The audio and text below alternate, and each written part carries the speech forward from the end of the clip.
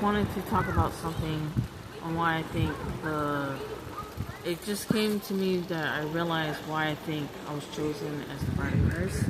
It was because I was, what's it called? We had First Communion, and I was raised Catholic, and in Catholic churches, we have where we eat the bread and we eat the wine. Not eat the wine. We eat the bread and drink the wine of Christ. And it's Catholic, it's on Sunday, and etc.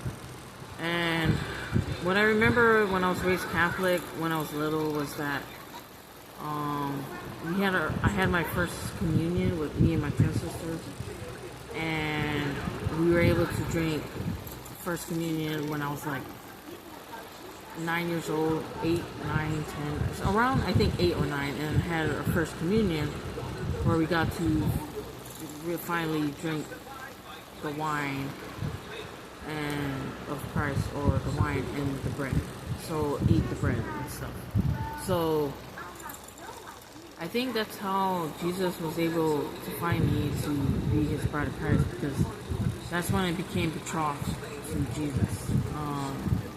And you know how in the Galilee wedding they basically have where it goes where yes, they betrothed and when they're young, and then the wedding will be prepared when they get older, or something like that. And then the father will prepare a house for the bride, and Jesus will come and get her, etc. And I feel like that's how Jesus found me to be, and he revealed himself to me when I was young, when I already experienced being the first communion at the Catholic Church. So I always wonder what that meant when I had that incident, that supernatural incident or encounter with Jesus. I always wondered when I was little. I told my cousin, I was like, I think I saw Jesus. And then I always wonder what that meant. Like, what did it mean that he said I had faith in you, or I either confused it that he's either said I had faith in you or I believe in you. And I told my family about that, and or my sisters, or I forgot who I told, but all I know is that I told my cousin. I remember telling my cousin when we were talking about something, a supernatural incident that was on the news, and it was about a psychic, and they were saying that, and this was like in early 2000s, it was like 2002 or something, and basically, what's it called, and the psychic was saying that the end of the world was going to happen in 2012. So I told my cousin about a supernatural incident. I was like thinking, oh, I know a supernatural incident that occurred with me or something. And I just remember like saying like, oh, I think I met Jesus. And then I just remember having that experience where a cloud was opening up. It was getting darker and darker, and then a cloud was opening up. And Prince of Egypt, the instrumental, was playing in the background in my head, or something. I just remember a cloud was opening up, and then a figure was coming out. It was like I think it was all white. I can't remember. You know, like all the clothing or whatever, or the clouds and etc. I could feel the fresh, crisp air, and basically, I think it was Jesus that I was thinking that was in front of me or something, and saying, I have faith in you, or I believe in you.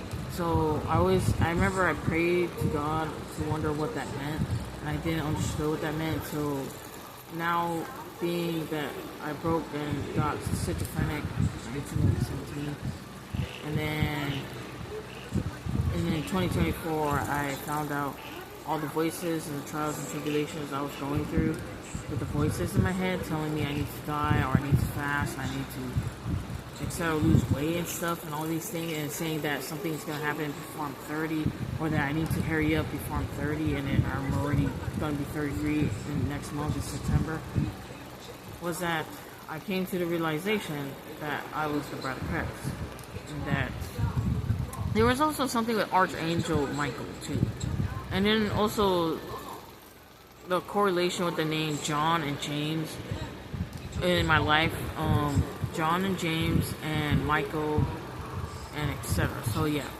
and So I just want to say that I think the body of Christ or the chosen, what's called, church. This could be controversial, but because I know it can be toxic, but it's Catholic. I think that's the chosen church of because they practice.